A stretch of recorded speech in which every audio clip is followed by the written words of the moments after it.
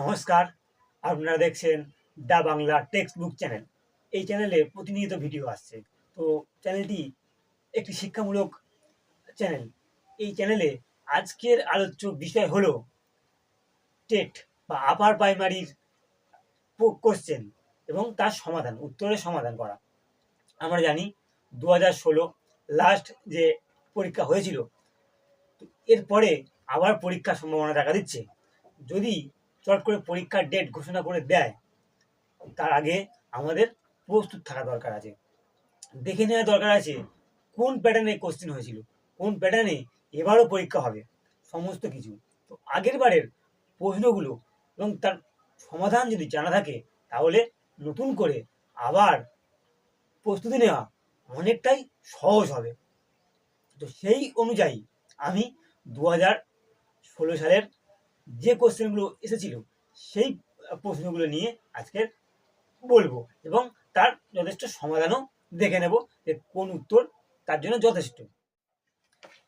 আপনারা দেখতে পাচ্ছেন আমার হাতে একটা কোশ্চেন এবং উত্তরের একটা বই রয়েছে। আমি ঠিক করেছি এই চ্যানেলে নিয়মিত ভিডিওর মাধ্যমে এই পুরো বইটা সমাধান করব। কিন্তু প্রথম কয়েকদিন আমরা 2016 সালের কোশ্চেনগুলো দেখে নিতে থাকবো। আজকের প্রথম যে 2016 সালের কোশ্চেন, শিশু বিকাশ ও শিক্ষা বিজ্ঞান। এই শিশু বিকাশ থেকে আমরা কি কোশ্চেন এসেছিল আগের পরীক্ষায় একবার দেখে নেব। তো চ্যানেলটি যারা সাবস্ক্রাইব করেননি তারা অবশ্যই সাবস্ক্রাইব করে নিন, কারণ নিয়মিত এই বিষয়ে ভিডিও আসতে থাকবে। এবং এছাড়াও ইউজিসি নেট সেট, উচ্চ মাধ্যমিক, মাধ্যমিক, কলেজ, ইউনিভার্সিটির ছাত্ররা অবশ্যই এই চ্যানেলটি সাবস্ক্রাইব করে রাখবেন, পরবর্তীকালে অবশ্যই কাজে লাগবে। তো আজকের যে প্রথম আমাদের বিষয়বস্তু, সেটি হচ্ছে শিশু বিকাশ ও শিক্ষা বিজ্ঞান।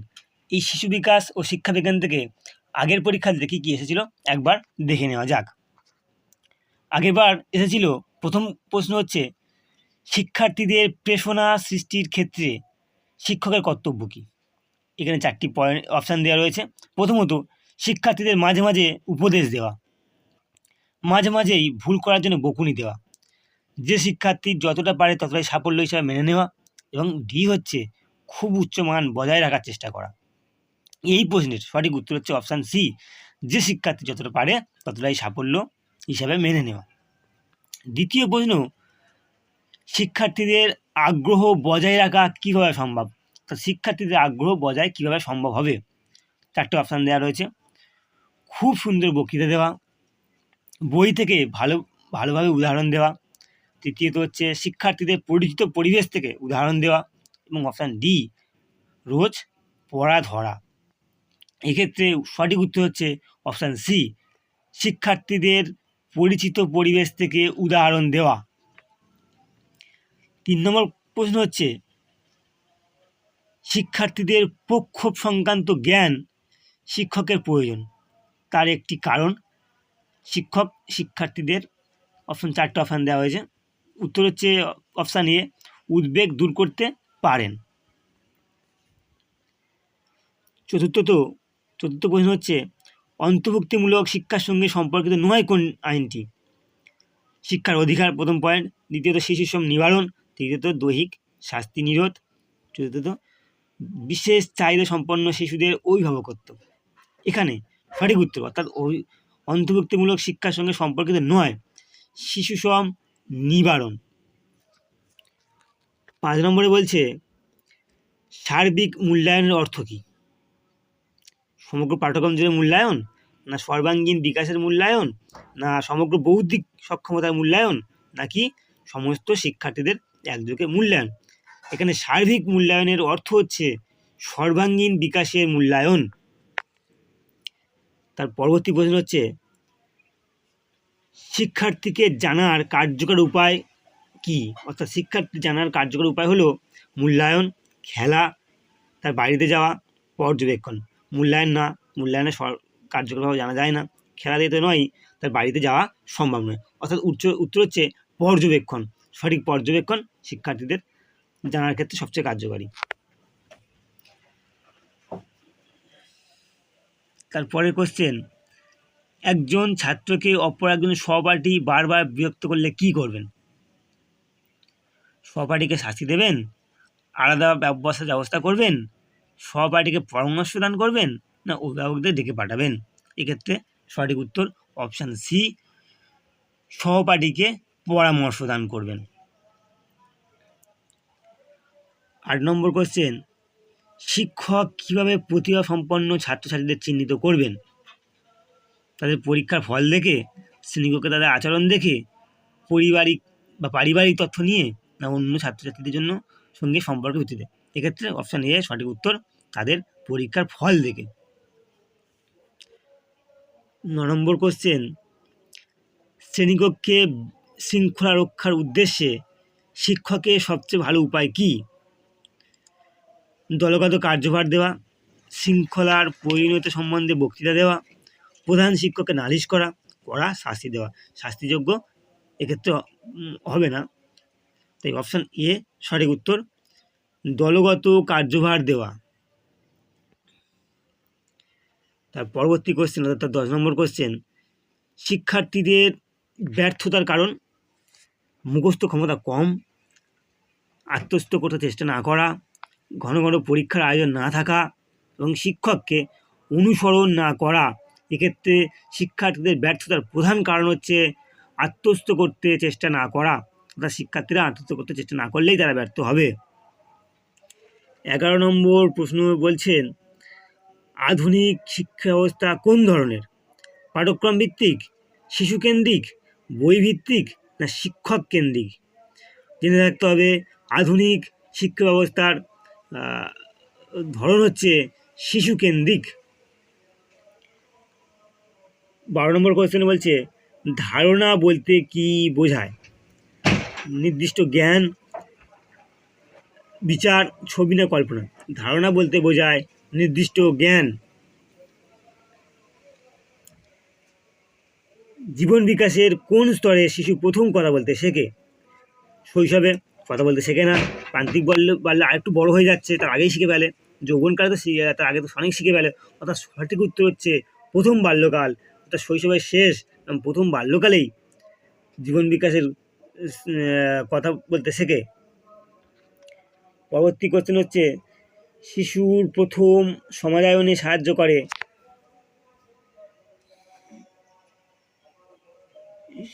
করে কোনগুলি?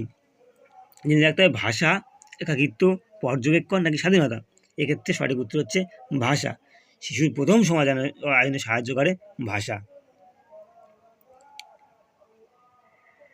তো ধারণা গঠন কিসের উপর নির্ভরশীল? শিখনের উপর, নাকি সঞ্চালনের উপর, নাকি দৃষ্টির উপর, নাকি কল্পনার উপর? জেনে রাখতে হবে ধারণা গঠন শিখনের উপর নির্ভরশীল। বিদ্যালয়ে শিক্ষার্থীদের মধ্যে সহযোগিতামূলক শিক্ষণের ফলে শিক্ষার্থীরা স্বনির্ভর হয়। দ্বিতীয় অপশন হচ্ছে শিক্ষার্থীরা সকলেই সমান শেখে। তৃতীয় অপশানে বলছে শিক্ষার্থীদের পেশনা কমে যায়। আর চতুর্থ অপশানে বলছে তাদের কাছে শিক্ষকের প্রয়োজন থাকে না। বিদ্যালয়ের শিক্ষার্থীদের মধ্যে সহযোগিতামূলক শিক্ষণের ফলে শিক্ষার্থীরা স্বনির্ভর হয়। 17 নম্বরে বলছে, কোনটি ঠিক? উচ্চ মেধাসম্পন্ন শিক্ষার্থীরা সবসময় শান্তশিষ্ট হয়, সর্বদাই অসাধারণ আচরণ করে, দ্রুত সমস্যা সমাধানের চেষ্টা করে, তাকে দ্রুত যে কোনো কাজ সম্পন্ন করে? এক্ষেত্রে উত্তর, মেধাসম্পন্ন শিক্ষার্থীরা দ্রুত সমস্যার সমাধান করে। তার পরবর্তী প্রশ্ন বলছে, কিভাবে শিক্ষার্থীদের উদ্বেগ দূর করবেন? তাদের কখনো শাসন না করে, ক্লাসে তাদের পূর্ণ স্বাধীনতা দিয়ে, কারো প্রতি পক্ষপাতিত্ব না করে, উদ্বিগ্ন না হওয়ার উপদেশ দেবেন দিয়ে। কীভাবে শিক্ষার্থীদের উদ্বেগ দূর করবেন? এখানে সঠিক উত্তর হচ্ছে অপশান সি, অর্থাৎ কারো প্রতি পক্ষপাতিত্ব না করে। শিক্ষক হবেন নিরপেক্ষ। তারপরে প্রশ্ন বলছে, শিক্ষার্থীদের পরিবেশ সম্বন্ধে শিক্ষাদানের উপায়? পরিবেশের সঙ্গে প্রত্যক্ষ পরিচিতি, পরিবেশের বিভিন্ন সমস্যা সম্পর্কে সচেতন করে তোলা, বিভিন্ন বিষয়ের অন্তর্গত পরিবেশ সংক্রান্ত বিষয়গুলি পড়ানো, আর পরিবেশবিদ্যা পড়ানো। উত্তর হচ্ছে অপশান এ, শিক্ষার্থীদের পরিবেশ সম্বন্ধে শিক্ষাদানের উপায় হচ্ছে পরিবেশের সঙ্গে প্রত্যক্ষ পরিচিতি। ভাইগটস্কির মতানুযায়ী কৃষ্টি শিক্ষার ফল, কৃষ্টি শিক্ষার ঐতিহ্য, কৃষ্টি শিক্ষার একমাত্র নির্ধারক, কৃষ্টি শিক্ষণে সহায়ক উপাদান। ভাইগটস্কির মতানুযায়ী অপশান ডি সঠিক উত্তর। কৃষ্টি শিক্ষণের সহায়ক উপাদান। তার পরবর্তী কোশ্চেনে বলছে শিশুর গণিত শিখন নির্ভর করে কিসের উপর? পরিণামের উপর, বৌদ্ধিক ক্ষমতার উপর, আগ্রহের উপর, না স্থানিক যৌক্তিক বিকাশের উপর? শিশুর গণিত শিখন নির্ভর করে স্থানিক যৌক্তিক বিকাশের উপর।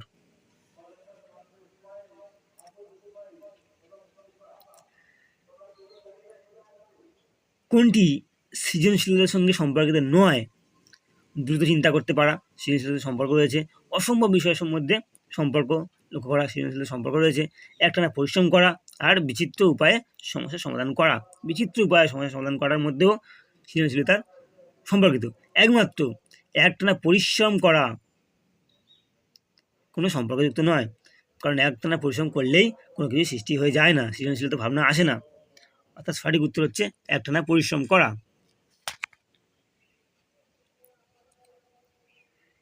শিক্ষার্থী শিক্ষণের জন্য কতটা প্রস্তুত তা কীভাবে বোঝা যায়?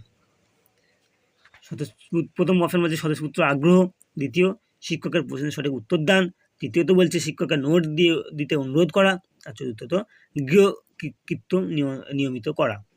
এক্ষেত্রে সঠিক উত্তর হচ্ছে অর্থাৎ শিক্ষার্থী শিক্ষণের জন্য কতটা প্রস্তুত তা জানা যাবে বা বোঝা যাবে স্বতঃস্ফূর্ত আগ্রহ দেখে।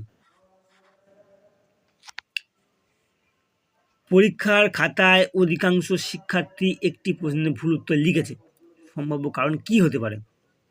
তারা ক্লাসে মনোযোগ দেয়নি, বাড়িতে বিষয়টি পড়েনি, প্রশ্নের ভাষা ঠিক হয়নি, আর চতুর্থ অপশানে বলছে শিক্ষক বলেননি যে বিষয়টি গুরুত্বপূর্ণ। পরীক্ষার খাতায় অধিকাংশ শিক্ষার্থী একটি প্রশ্নের উত্তর ভুল করেছে। অধিকাংশ যখন ভুল করছে তার মানে প্রশ্নের ভাষা ঠিক হয়নি, সেটি প্রশ্নেরই কোনো গলদ হতে পারে বা শিক্ষকের প্রশ্ন রচনার ক্ষেত্রে কৌশল ভুল হয়েছে। এক্ষেত্রে সঠিক উত্তর প্রশ্নের ভাষা ঠিক হয়নি। 25 নম্বর প্রশ্নে বলছে প্রথম প্রজন্মের শিক্ষার্থীরা কখনো কখনো ক্লাসে অমনোযোগী হতে পারে, কারণ প্রথম প্রজন্মের শিক্ষার্থীরা কখনো কখনো অমনোযোগী হতে পারেন কারণ বাড়িতে কেউ সাহায্য করার নেই, প্রথম অপশান। দ্বিতীয় অপশানে বলছে বাড়িতে অনেক কাজ থাকতে পারে, তৃতীয়ত পড়াশোনার চেষ্টা নেই, চতুর্থ শিক্ষকের ভাষা বুঝতে অসুবিধা। যেহেতু প্রথম প্রজন্মের শিশু, এটা মনে রাখতে হবে তাদের আগে কোনো শিক্ষার্থী নেই, তাই বাড়িতে তাদের সাহায্য করার মতো কেউ নেই। সেক্ষেত্রে অপশান এ সঠিক উত্তর, বাড়িতে কেউ সাহায্য করার নেই। শিশুকেন্দ্রিক শিক্ষার জনক কাকে বলা হয়? একেবারে সহজ উত্তর প্রায়ই আসে, রুশোকে। এক্ষেত্রে সঠিক উত্তর রুশো। অপশানগুলো হচ্ছে ডিউইকে, ফোয়েরবেলকে এবং মন্তেসরিকে, আর অপশান ডি হচ্ছে রুশোকে। শিশুকেন্দ্রিক শিক্ষার জনক রুশো। বুদ্ধির উপাদান বিশ্লেষণ প্রথম কে করেন? বুদ্ধির উপাদান বিশ্লেষণ প্রথম করেন থার্স্টন, অপশান বি বলছে গার্ডনার, অপশান সি বলছে ক্যারল, অপশান ডি স্পিয়ারম্যান। এক্ষেত্রে সঠিক উত্তর হচ্ছে স্পিয়ারম্যান। সাহিত্য পাঠ শিশুর পক্ষে প্রয়োজনীয় কারণ জ্ঞান বৃদ্ধি হয়, অবশ্যই হয়, কল্পনা বিকশিত হয়, কঠিন শব্দ আয়ত্ত হয়, চতুর্থ অপশানে বলছে চরিত্র গঠন হয়।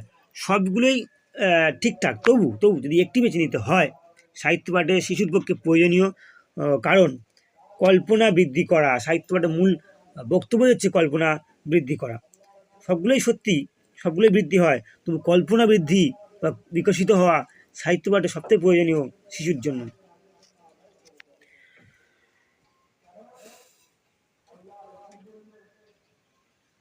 উনত্রিশে বলছে শিশুদের মধ্যে ব্যক্তি বৈষম্য দেখা দেয় কিসের কারণে? শুধু বংশগতির কারণে, শুধু পরিবেশের কারণে, বড় হওয়ার কারণে এবং প্রথম দুইয়ের সন্নিবেশে। শিশুদের মধ্যে ব্যক্তিগত বৈষম্য দেখা যায় প্রথম দুইয়ের সমন্বয়ে সঠিক উত্তর, অর্থাৎ বংশগতির কারণে এবং পরিবেশের কারণে। শিশুর মধ্যে বৈষম্য দেখা যায় বংশগতি এবং পরিবেশ উভয়ের কারণে। তাই অপশান ডি সঠিক উত্তর। এবং বারবার একই বানান ভুল করা সম্ভাব্য কারণ কি হতে পারে?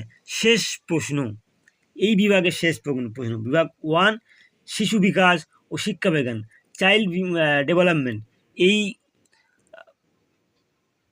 চ্যাপ্টারের বিভাগের শেষ প্রশ্ন 30 নম্বর প্রশ্নে বলছে বারবার একই বানান ভুল করা সম্ভাব্য কারণ কি হতে পারে? উত্তর শিখন অক্ষমতা। অপশান এতে বলছে শিখন অক্ষমতা, অপশান বিতে দৃষ্টির ক্ষীণতা, অপশান সিতে ভুল করার প্রবণতা, আর অপশান ডি কম বুদ্ধি। বারবার একই বানান ভুল করলে এটা বুঝে নিতে হবে যে শিখন অক্ষমতা রয়েছে শিক্ষার্থীর মধ্যে শিখন অক্ষমতা থাকলে তবেই সে বারবার একই বানান ভুল করে। সিদ্ধান্ত নিয়েছি পুরো বইটি শেষ করব। সিদ্ধান্ত নিয়েছি সমগ্র বইটাকে এভাবে অনুশীলনের মাধ্যমে শেষ করব এবং তার প্রত্যেকটি ভিডিও এই চ্যানেলে নিয়মিত আসতে থাকবে। তাই যারা এই চ্যানেলটি সাবস্ক্রাইব করেননি তারা অবশ্যই এই চ্যানেলটিকে সাবস্ক্রাইব করে রাখুন এবং বন্ধুদের মধ্যে ছড়িয়ে দিন। সাফল্য সকলের একসাথেই আসুক, যৌথ আসুক, বন্ধুরা সবাই মিলে একসাথে হই হুল্লোড় করে জীবনযাপন করাই তো জীবন। তাই নিয়মিত ভিডিও পেতে শুধু আপার প্রাইমারি 10 নয়, ইউজিসি নেট সেট, কলেজ, বিশ্ববিদ্যালয়, বিএ, এমএ, মাধ্যমিক, উচ্চ মাধ্যমিক সমস্ত ক্লাসের নিয়মিত বিষয় এখানে বলা হয়, আলোচনা করা হয়। চ্যানেলটি সাবস্ক্রাইব করুন এবং ভিডিওটি বন্ধুদের মধ্যে অবশ্যই ছড়িয়ে দেবেন এবং একটা লাইক করে সঙ্গে থাকবেন। দেখা হচ্ছে পরের কোনো ভিডিওতে। ততক্ষণ ভালো থাকুন, সুস্থ থাকুন।